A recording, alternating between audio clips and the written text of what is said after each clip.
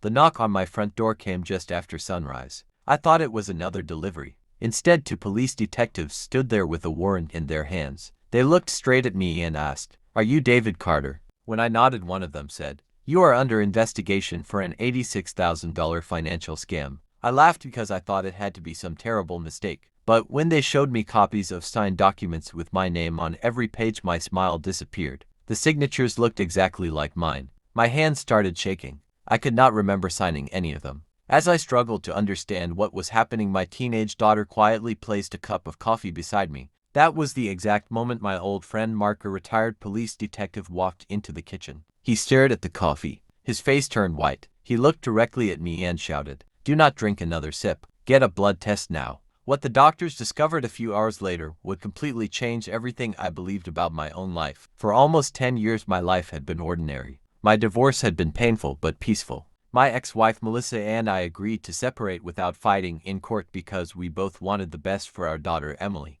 After the divorce, I moved into a small house outside town. I worked as an accountant for a local construction company and lived quietly. Emily stayed with me every other weekend. Although life was never perfect, I believed the hardest chapter was behind me. That belief ended the morning the police arrived. The detectives placed several folders on my kitchen table. Inside were bank transfers, loan applications, and business contracts totaling $86,000. Every document carried my full legal name. Every page had what looked like my signature. The lead detective explained that several elderly victims claimed someone had convinced them to invest in fake construction projects. The money disappeared within weeks. According to banking records, the funds eventually reached accounts connected to documents signed by me. I could barely breathe. I insisted I had never seen any of those papers before. The detective remained calm. He simply replied, "Then explain your signatures." I had no answer. The fear became overwhelming. Had I forgotten something? Was I losing my memory?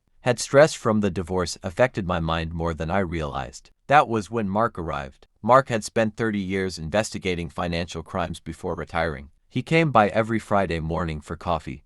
When he entered the kitchen, he immediately noticed something strange. Emily had made coffee using a small bottle of flavored syrup she recently bought online. Mark picked up the bottle and quietly smelled it. His expression changed instantly. He asked how long I had been forgetting things. I admitted that for almost a year I had experienced strange memory gaps. Sometimes entire afternoons disappeared from my memory. I blamed stress and getting older. Mark asked another question. "Did these memory problems begin after your daughter started bringing you coffee every weekend?" The question caught me off guard. I slowly realized the timing matched perfectly. Mark told me not to panic. He said he had investigated cases where victims were secretly drugged over long periods with medications that caused confusion, memory loss, and poor judgment. He urged me to visit the hospital immediately. The emergency physician ordered toxicology screening and detailed blood tests. The results shocked everyone. My blood contained repeated traces of prescription sedatives that should never have been in my system.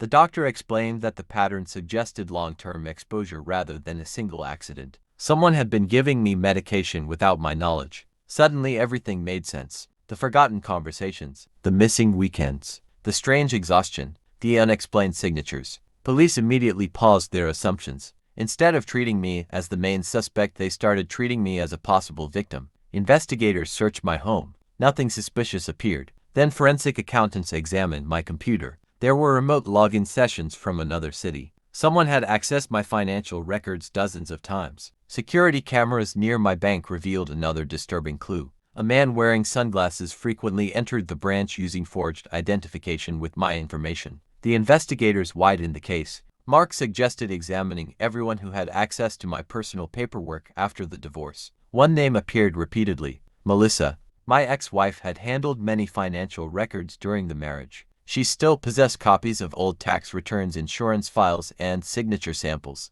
Detectives obtained warrants for electronic devices connected to the fraud investigation. Hidden inside cloud storage, they found scanned copies of my signatures dating back more than 15 years. Software had been used to recreate my handwriting almost perfectly. But there was another twist nobody expected. Melissa was not acting alone. She had been manipulated by a man she met shortly after our divorce. He claimed to be an investment expert. Instead, he was leading an organized fraud operation targeting divorced families and elderly investors.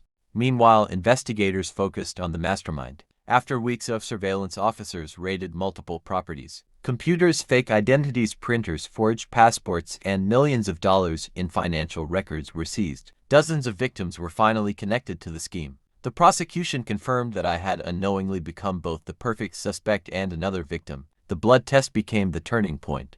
Medical experts testified that the sedatives likely affected my memory and ability to recognize suspicious paperwork. Several signatures may have been collected during periods when I was heavily impaired. Others had been digitally forged. Months later, every criminal charge against me was dropped. The authorities publicly cleared my name. Several victims recovered part of their stolen money after frozen assets were returned through court proceedings. Life slowly became peaceful again. Emily cried when she learned someone had manipulated her into giving me coffee mixed with medication. She had believed she was simply helping with my stress because someone she trusted told her it would help me relax. I hugged her and reminded her that children should never carry the guilt created by adults. Today I still keep the hospital report in my desk drawer. Whenever I look at it, I remember how close I came to losing everything. Sometimes the smallest decision can save a life. If Mark had ignored that cup of coffee, I might have been convicted for crimes I never committed. Commies from strangers. Sometimes it comes from the people who already know your name, your habits, and your trust. One simple blood test exposed a hidden truth that years of investigation had missed. It saved my freedom, my reputation, and my relationship with my daughter.